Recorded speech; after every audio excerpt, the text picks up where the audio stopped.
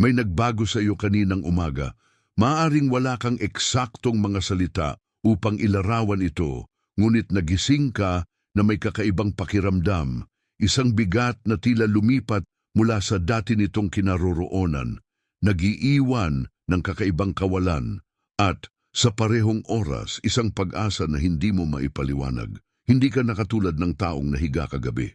Ang katahimikan ng iyong tahanan ay tila mas makapal, at ang mga boses mula sa labas ng mundo ay tila nagmumula sa napakalayo, para kang nanonood ng isang eksena kung saan hindi ka nabahagi. Pumunta ako rito upang sabihin sa iyo ng eksakto kung ano ang nangyari. Masyado kang nagtagal na sinusubukang puwersahang buksan ang mga pinto ng buhay, naniniwalang ang iyong pagkapagod ay ang halaga ng iyong kapalaran. Ngunit ang naramdaman mo ngayon ay hindi pagod. Ito ang katapusan ng isang panahon. Sa paglipas ng pag-uusap na ito, makikilala mo ang tatlong katotohanang nagbubukas sa iyong mundo ngayon. Una, mauunawaan mo kung bakit napakaraming bagay ang tumigil sa paggawa ng kahulugan para sa iyo sa mga nakaraang linggo. Mula sa mga pagkakaibigan hanggang sa mga rutang lagi mong tinatahak. Pangalawa, matutukoy mo ang ugat ng labis na pagsisikap na ito na pumapatay ng iyong kagalakan. Mapagtatanto na ang iyong katapatan ay hindi na nangangailangan ng iyong sakripisyo. Manatili ka sa akin dahil ang bawat layer na ating tatalupan dito ay bahagi ng ani na nagsimula na kahit hindi mo pa ito nakikita. Nakaramdam ka ng pagod na hindi nawawala kahit matulog ka. Ito ay isang malalim na pagkapagod sa mismong kaluluwa na isinilang mula sa pagdadala ng mga paniniwalang hindi naman sa iyo. Kamakailan, napansin mo na ang pag-iisa ay naging palagi mong kasama. Ang mga taong dati ay malapit sa iyo ay tila estranghero na ngayon, at ang mga usapang dati ay natural ay para na ngayong ingay.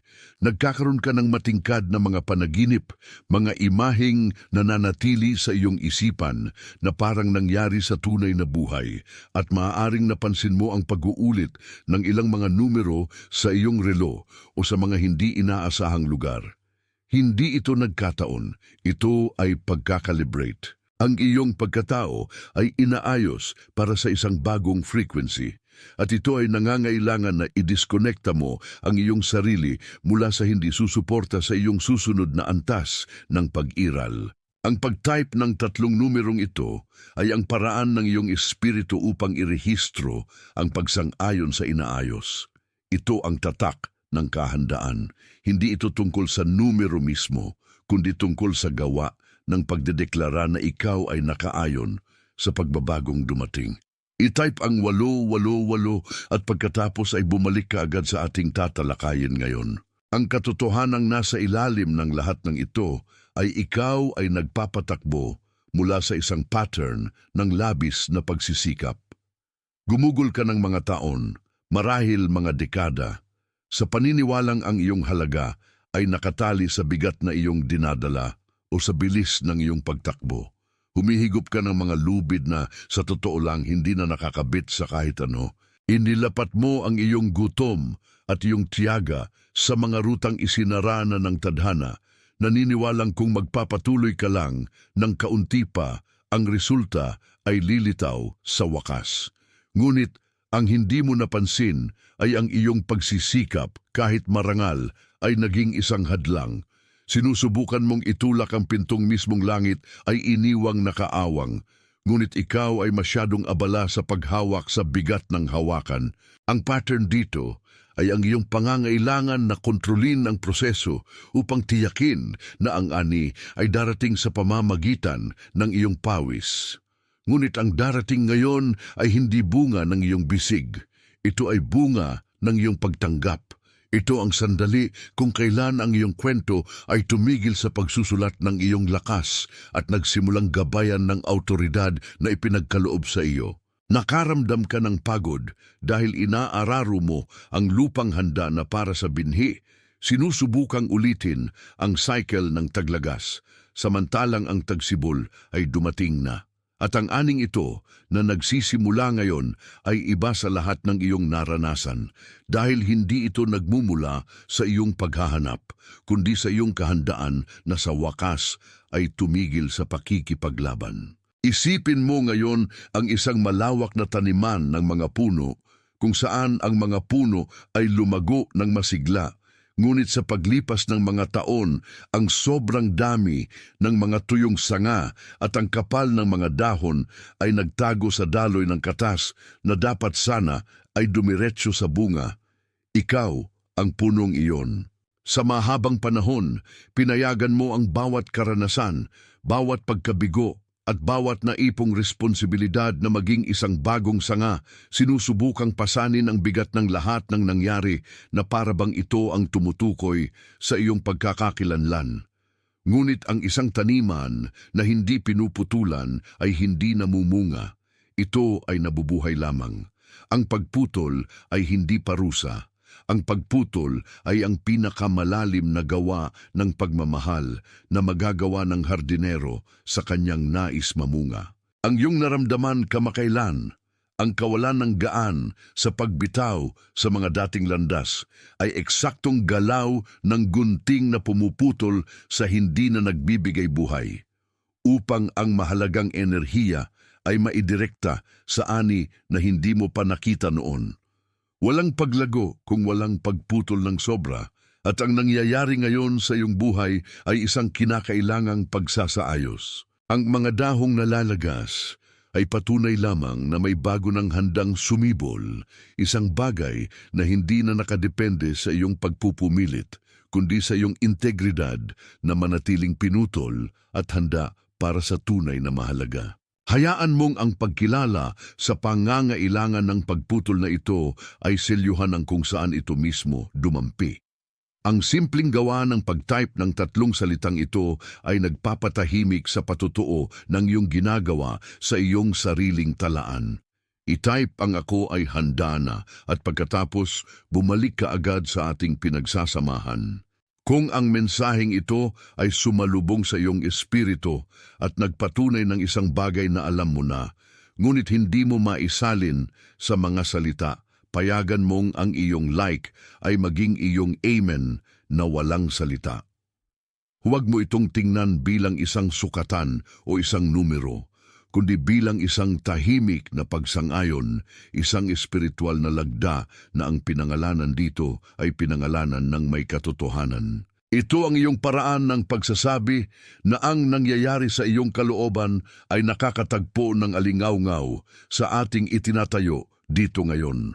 Ang solusyon sa iyong hinahanap sa aning tila sa wakas ay nasa paningin na, ay hindi kailanman tungkol sa pagpapabilis ng iyong bilis o pagpapalakas ng iyong lakas. Ang solusyon ay ang pagbabalik sa iyong kakanyahan, isang estado ng ganap na pagtanggap kung saan titigil ka sa pagsubok na maging arkitekto ng iyong sariling kapalaran at maging tagapagtaguyod ng probidensya. Kapag tumigil ka sa pakikipaglaban, lumilikha ka ng espasyong kailangan ng tadhana upang pumasok. Para kang tumatakbo ng paikot sa loob ng isang saradong silid, hindi namamalayan na ang susi ng pinto ay nakasabit sa iyong leeg, nakalimutan dahil sa sobrang pag-aalala. Ang magpakumbaba ay hindi pagsuko. Ito, sa katunayan, ang pinakamataas na anyo ng tapang. Ito ang gawa ng pagtitiwala na kung titigil ka sa pagtulak sa ilog, ang daloy ng buhay ay sa wakas ay magdadala sa iyo sa lugar na laging sa iyo. Ang pagkakahanay ay nangyayari kapag ang iyong kalooban ay tumahimik ng sapat upang ang autoridad na namamahala sa iyong pag-iral ay sa wakas ay pumalit, na ginagabayan ng iyong mga hakbang patungo sa hindi mo akalain na posible. Ngunit makinig kang mabuti dahil nagsisimula pa lamang tayong pumasok sa pinakamalalim na layer ng paghahayag na ito. Ang papalapit ngayon ay isang pagbabago sa mismong kalikasan ng iyong ani, isang bagay na magbabago sa paraan ng iyong pag-unawa sa oras at sa mga resulta. Ang susunod ay ang susi na nagpapaliwanag kung bakit sa nakaraang 20 araw, ang ilang mga bagay ay nagsimulang magkaayos ng napakabilis na minsan naramdaman mong hindi ka makasabay. Manatili ka sa akin, dahil ang layer na nasa ilalim nito ay ang sa wakas ay magpapaliwanag kung bakit ka gumugol ng napakaraming oras sa isang disyerto na, sa totoo lang, ay pagsasanay para sa autoridad na malapit ng gamitin ng iyong mga kamay. Ikaw ay nasa isang silid-hintayan, ngunit ang pinto ay nagsimula ng umikot at ang nasa kabilang panig ay hindi katulad ng anumang sinubukan mong itayo ng mag-isa. Mayroong isang mathematical na precision sa darating at ito ang presisyong ito na ating tatalakayin ngayon dahil binabago nito ang lahat ng akala mong alam mo tungkol sa iyong papel sa mundo. May isang tao sa iyong buhay na kailangang marinig ang mga salitang ito ng eksakto ngayong araw. Isang taong kilala mong mabuti ngunit nanatiling tahimik, nanonood ng lahat ng walang sinasabi. Ang taong ito ay nag-alay ng sarili ng may tindi na hindi napapansin ng sinuman, nagtatrabaho ng higit sa lahat, nagdadala ng kargang madalas ay tila napakabigat para sa isang pares ng balikat. Nakikita mo ba ang mukha ng taong ito ngayon mismo? Siya ay isang taong nagpapanatili ng isang postura ng pag-asa kahit na ang pinto sa hindi maipaliwanag na paraan ay nagpipilit na manatiling sarado. Siya ay isang taong, tulad mo, ay nadama na ang oras ng paghihintay ay malapit ng matapos, ngunit nakikipaglaban pa rin sa pag-aalinlangan na nagpipilit na kumatok sa pinto sa katahimikan ng gabi. Ang taong ito ay may pusong hindi mapakali, ngunit isang kaluluwang nag-iingat pa rin ng apoy ng pag-asa. Ipadala ang mensaheng ito sa taong iyon.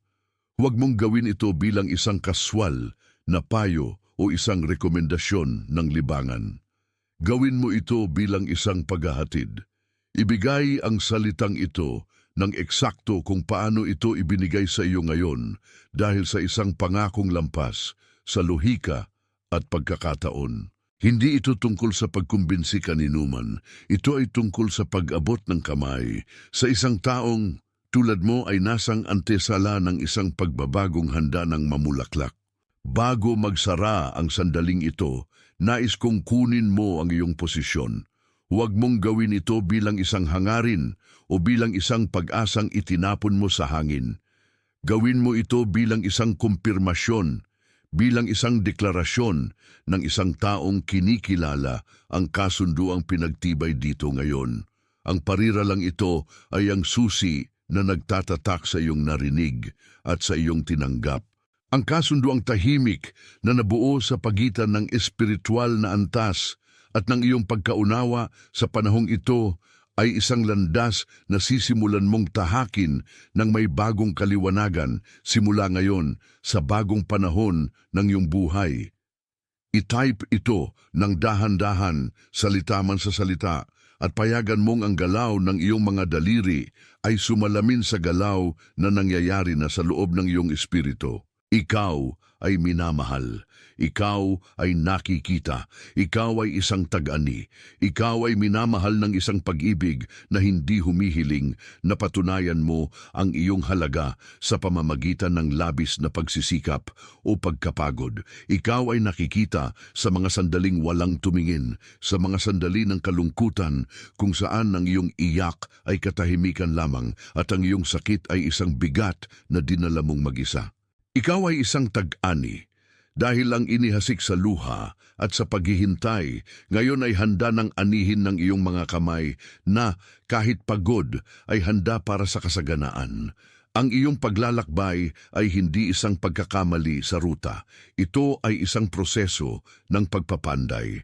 Ang iyong pinagdaanan, ang iyong tiniis at ang iyong natutunang bitawan ay bumubuo sa matabang lupang sisibulan ng pangako.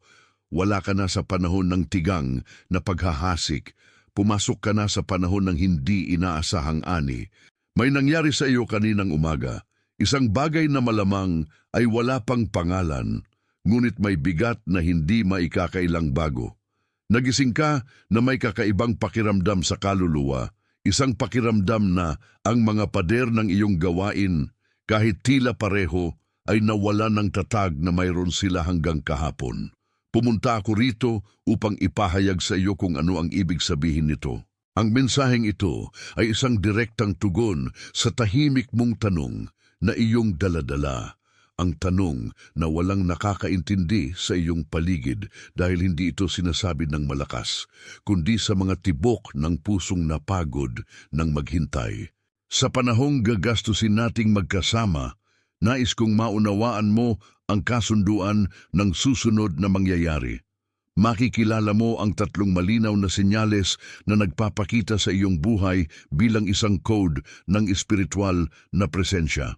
Matutukoy mo ang nag-iisang pattern ng pag-uugali na hanggang ngayon ay nagsilbing isang hindi nakikitang hadlang na pumipigil sa iyong kaunlaran. At sa wakas, iayon natin ang iyong frequency sa isang pangakong sa unang pagkakataon sa iyong kasaysayan ay hindi nakadepende sa iyong lakas, kundi sa iyong kakayahang tumanggap. Una, tingnan mo ang mga sintomas. Nakaramdam ka ng biglaang alo ng damdamin ng walang maliwanag na dahilan, para bang may isang karagatan na gumagalaw sa loob ng iyong dibdib. Ang mga usapang dati ay pumupuno sa iyong araw ay tila walang laman ngayon. Umaalingaw-ngaw sa isang espasyong hindi na umaalingaw-ngaw sa iyong katotohanan. Nagigising ka sa parehong oras, madalas sa katahimikan ng madaling araw, para bang ang isang panloob na relo ay inayos para sa isang frequency na hindi pinapansin ng ibang mundo. Hindi ito insomnia, ito ang iyong espiritu na tinatawag para sa isang pulong ng pagkakahanay. Kung kahit isa sa mga senyales na ito ay dumampi sa iyo, kung ang iyong mga balikat ay nakakita ng pagpapahinga sa pagdinig ng mga salitang ito, kailangan kong ipos mo sandali. Huminga ng malalim, ang nagtatype ng 3 numerong ito ay sa katunayan nagtatatak ng isang pangako sa kasaganaang malapit ng umapaw. Hindi lamang ito isang numero. Ito ang frequency ng kawalang hanggan, ang senyales na handa ka ng tumanggap ng laging nakatago. I-type ang 888 at pagkatapos ibalik mo ang iyong buong atensyon sa akin. Ang nangyayari ngayon ay ang paghahayag ng nakatagong pattern. Ikaw ay napapagod, hindi dahil ang iyong misyon ay mabigat, kundi dahil sinubukan mong buksan ang mga pintong sa katunayan ay pinatay na ng iyong sariling tadhana. Iniunat mo ang mga lubid na hindi na nakakabit sa kahit ano. Nagpatakbo ka sa loob ng maraming taon sa ilalim ng ilusyon na ang pagsisikap ay ang tanging daan patungo sa biyaya, kung sa totoo lang ang iyong pinakamalaking hadlang ay palaging ang kawalan ng kakayahang bitawan ang natapos na ng iyong nakaraang cycle. Isipin ang isang taniman na nakalimutan sa loob ng maraming taon. Ang mga sanga ay tumubo ng magulo, naghahanap ng liwanag ng walang direksyon. Dumating ang sandali ng hardinero at hindi siya pumupunta upang magtanim ng higit pang mga puno. Siya ay dala ang gunting ng pagputol. Ang pagputol ay masakit habang nangyayari dahil pinuputol nito ang tila bahagi mo. Ngunit unawain mo, hindi pinuputol ng hardinero upang sirain. Pinuputol niya upang ang bunga ng kasalukuyang panahon ay hindi malunod ng mga labi ng panahong namatay na. Kung sa tingin mo ay nawalan ka ng mga tao, pagkakataon o mga landas, huwag mong ikalungkot. Ang nawala ay hindi isang kawalan. Ito ang kinakailangang pagputol upang ang iyong anihan ngayon ay magkaroon ng puwang upang mamulaklak. Sa pag-type nito, idinedeklara mo na hindi ka na lumalaban sa galaw ng pagputol, kundi tinatanggap mo ang ani na darating pagkatapos ng paglilinis. Ito ay isang deklarasyon ng kahandaan na nagbabago sa larangan ng enerhiya sa iyong paligid. I-type at bumalik ka sa akin. Hayaan mong ang iyong like ngayon ay maging iyong amen na walang salita. Hindi bilang isang sukatan, kundi bilang isang malalim na pagsang-ayon sa pagitan ng sinabi dito at ng nararamdaman mong ganap na katotohanan para sa iyong buhay sa araw na ito. Ito ay isang tahimik na tatak, isang paraan ng pagsasabi na sumasang-ayon ka sa proseso at nahanda ka para sa ginagawa ng hardinero sa iyong buhay. Ang solusyon ay hindi ang gumawa ng higit pa. Ang solusyon ay ang maging. Hindi mo kailangang magtayo. Kailangan mong iposisyon ang iyong sarili sa lugar na inihanda na para sa iyo. Kapag naunawaan mo na ang iyong buhay ay isang sunod-sunod na mga cycle, ang iyong pagkabalisa ay mawawala. Tumigil ka sa paghabol sa dumarating sa iyo. Pahinain mo ang iyong ritmo dahil ang gagawin ng Diyos para sa iyo ngayon ay isang bagay na hindi pa niya ginawa sa iyong kasaysayan dahil hindi ka pa naging nasa antas ng pagtanggap na kinalalagyan mo ngayon. Tandaan mo na may isang tao sa iyong buhay na kailangang marinig ito ng tulad mo. Isang taong kilala mo na ang mukha ay sumulpot sa iyong isipan habang pinag-uusapan natin ang pagputol at ang ani.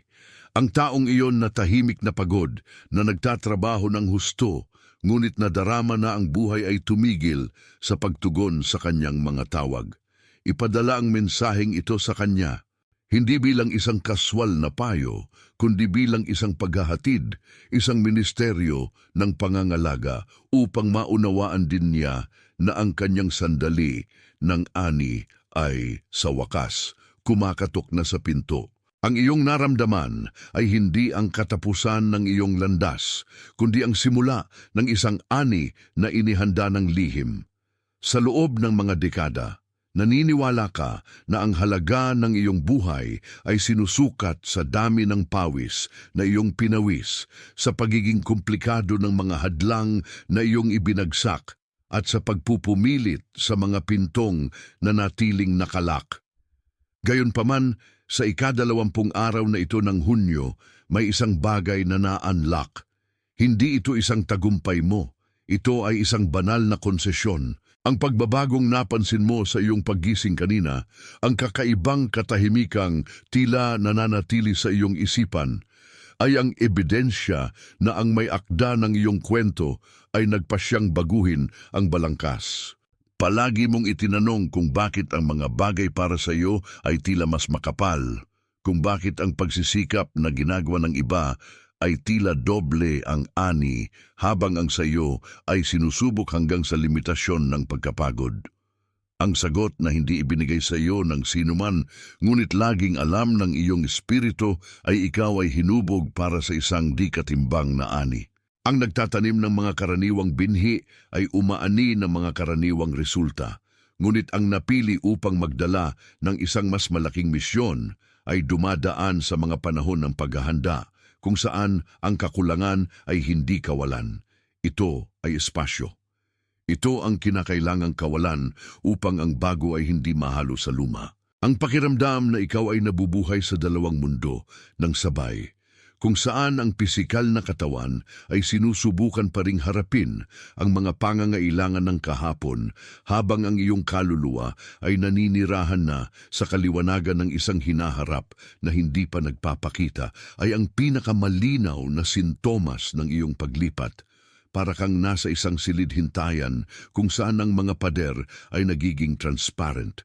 Nakikita mo ang nasa labas, nararamdaman mo ang amoy ng darating na panahon, ngunit kailangan mo pa ring harapin ang mga kasangkapan ng panahong naiwan. Huwag magmadaling itapon ang dala-dala mo. Unawain mo lamang na ang iyong papel ay nagbago. Hindi ka na isang lingkod na kailangang magmakaawa para sa mga mumo ng oportunidad. Ikaw ang tagapagmanang iniposisyon upang anihin ang hindi mo itinanim, ngunit inihasik ng mga henerasyong nauna sa iyo. Ang mabigat na trabahong ginawa mo hanggang ngayon ay hindi nawalan ng kabuluhan. Ito ang panggatong na nagpasigla sa iyong katatagan. At ang katatagang ito ang magiging istruktura ng iyong katatagan ngayon. Ang gagawin ng Diyos para sa iyo sa yugtong ito ay hindi katulad ng anumang nabasa mo, nakita o naranasan.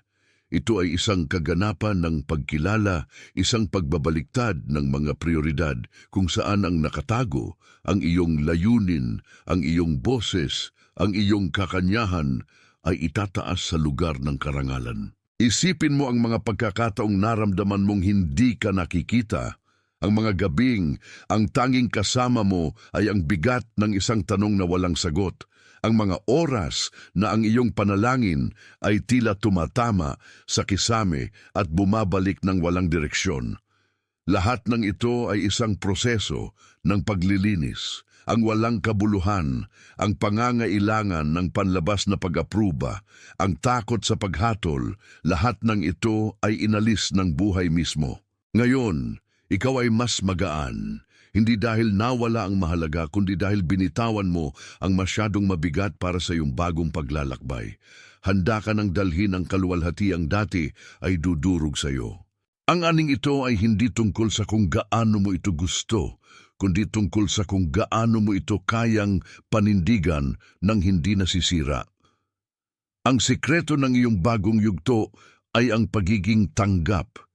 Hindi mo kailangang hanapin ang sa iyo. Kailangan mo lamang payagan ang sa iyo na dumating sa iyo. Kapag tumigil ka sa pakikipaglaban, tumitigil ka sa pagharang sa daloy. Ang pakikipaglaban ay ang natural na estado ng isang taong naniniwalang kailangan niyang agawin ang ibinigay na sa kanya sa pamamagitan ng karapatan ng kapanganakan. Ang pahinga, ang kapayapaan, ang katiyakan na ang iyong landas ay inaayos habang ikaw ay naglalakad, ay ang natural na estado ng pinili. Kung nakikita mo lamang ang galaw na nangyayari sa likod ng mga eksena ng iyong buhay, kung nakikita mo ang mga pirasong ginagalaw ng mga kamay na hindi mo nakikita, ang iyong pagkabalisa ay titigil kaagad. Ang takot na ang oras ay lumilipas at walang nagbabago ay ang pinakamalaking ilusyong dala-dala mo. Ang oras ay hindi lumalayo sa iyo, ito ay pumapantay sa iyo. Bawat segundo, bawat paghinga, bawat sandali ng katahimikan ay isang hakbang patungo sa araw na iyon. Ang sandaling iyon, kung kailan ang huling resulta ng iyong landas, ay ihahayag hindi lamang sa iyo, kundi sa lahat ng nag-alinlangan sa iyong proseso. Ang tunay na awtoridad ay hindi nagmumula sa mga titulo o posisyon. Ito ay nagmumula sa buong pusong pagtatalaga sa isang layunin na hindi mo nilikha ngunit iyong tinanggap. Ikaw ay tinawag upang maging tagapagdala ng isang pagbabago at ang pagbabagong iyon ay nagsisimula sa paraan ng iyong pagtingin sa iyong sarili. Huwag mo nang tingnan ang iyong sarili bilang isang taong sinusubukang makarating sa isang lugar. Tingnan mo ang iyong sarili bilang isang taong nakarating na sa posisyon ng paghihintay, kung saan ang itinakda para sa iyo ay hindi maaaring magkamali ng target. Ang iyong tadhana ay may nakasulat na pangalan mo, at walang anuman, hindi ang mga nakaraang pangyayari, hindi ang mga boses na nagsabing hindi ito magtatagumpay, ang makakapigil sa naipahayag na. Ang nasa harap mo ay isang landas na wala ang mga batong kailangan mong alisin sa mga nagdaang taon. Ikaw ay lumalabas sa lupain kung saan kailangan mong matutong magtayo, upang pumasok sa lupain kung saan ikaw ay maninirahan at tatamasahin ng bunga. Ito ay isang pagbabago ng dalas, isang pag-akyat ng antas kung saan ang iyong boses ay magkakaroon ng bagong bigat, kung saan ang iyong mga desisyon ay magkakaroon ng tiyak na katumpakan, at kung saan ang kapayapaan ang magiging iyong palagiang kalagayan, hindi ang eksepsyon. Lahat ng iyong naranasan hanggang ngayon ay pagsasanay para sa iyong malapit nung pamunuan. Bago magwakas ang sandaling ito at bumalik ka sa iyong araw, nais kong maunawaan mo na ang iyong pagkakakilanlan ay hindi kung ano ang iyong ginagawa, kundi kung sino ka sa presensya ng tumawag sa iyo. Ang iyong kasaysayan ay hindi isang aksidente, hindi ito sunod-sunod na pagkakamali. Ito ay isang maingat na disenyong script upang ang iyong liwanag ay lumiwanag ng eksakto kung saan ang kadiliman ay pinakamalakas. Ang iyong daladala ay isang pamana, isang tatak na hindi mabubura. At simula ngayon, ito ay magsisimulang magpakita sa bawat salitang iyong sasabihin at bawat hakbang na iyong gagawin. Sa harap ng inihayag, bago subukan ng iyong isip ng mga tuwiran o maghanap ng mga paliwanag, panindigan mo ang iyong posisyon at tanggapin ang inilaan para sa panahong ito. I-type ng may kalmado ng isang taong alam na ang kanyang paghahanap ay tapos na at ang kanyang pag-aani ay nagsimula na. Ikaw ay nakatuon sa katotohanan. Ikaw ay inatasan para sa pag-aani. Ikaw ay isinugo upang lumiwanag. Direkta mula sa lugar na ito, sa sandaling ito, na binabasa mo ang mga salitang ito, alamin mo na, sa buong mundo, ang ibang mga kaluluwa ay nakaririnig ng parehong kumpirmasyon. Hindi ka nag-iisa sa paglalakbay na ito ng pagkilala. Ikaw ay bahagi ng isang tahimik at malalim na kilos na nagaganap sa mga pusong katulad mo na nagdadala ng bigat ng pangako at pag-asa ng pagtatalaga. Mayroong isang tao na tumatawid sa iyong espiritual na landas. Isang taong dala-dala mo sa iyong alaala na may halo ng paghanga at pag-aalala. Isipin mo ang taong iyon ngayon. Siya ay isang taong nagtatrabaho ng tahimik, isang taong may dalang pagod na hindi nagmumula sa katawan, kundi sa kaluluwa, at isang taong may malalim na intuwisyon, ngunit natatakot na magtiwala sa kanyang sariling boses. Ang kanyang mukha ay lumilitaw sa iyong isipan sa mismong sandaling ito, na may linaw ng isang taong humihingi ng tulay. Ipadala ang mensaheng ito sa kanya. Huwag mong gawin ito dahil sa rekomendasyon. Gawin mo ito dahil sa pagtatalaga. Ang inihayag sa iyo ngayon ay hindi isang pribadong pribilehiyo. Ito ay isang pananagutan ng network. Kung ang anuman sa ibinahagi rito ay umalingaw-ngaw sa katotohanang itinatago mo sa kaibuturan ng iyong dibdib, pahintulutan mo ang iyong walang salitang amen na maging naroroon. Ang iyong nararamdaman bilang isang malalim na pagsang-ayon ay ang susi na nagbubukas ng iyong sariling pag-aani. Hindi kailangan ng palakpakan, tanging ang pagkilala na sa pagitan natin ang sinabi ay narinig. Hayaan mong ang iyong kilos ay maging tanda na ang mensahe ay hindi nahulog sa tuyong lupa, kundi natagpuan ang matabang lupa kung saan ang pangako ay uusbong. Ikaw ay nakatuon sa tawag na ipinagkatiwala sa iyo. Ikaw ay inatasan upang maging liwanag sa mga lugar kung saan sinubukan ng kadiliman na manirahan. Ikaw ay isinugo upang anihin ang mga bunga ng isang paghahasik na nagsimula ng matagal bago mo naunawaan ang iyong layunin. Mula ngayon, ang iyong buhay ay hindi natutukuyin ng iyong nawala, kundi ng autoridad na iyong tatanggapin sa ibabaw ng darating. Ang oras ng paghihintay ng pahintulot mula sa iba ay tapos na, sapagkat ang autorisasyon na iyong hinahanap ay ipinagkaloob na mula sa itaas, at ito ay pinal at hindi mababawi. Sa sandaling ito, sa lahat ng sulok ng mundo, ang ibang mga kaluluwa ay tumatanggap ng parehong paghahayag na ito. Hindi ka gumagana ng nag-iisa, kundi nakaayon sa isang hindi nakikitang network ng mga tao na tulad mo, ay nagising sa kanilang tunay na misyon.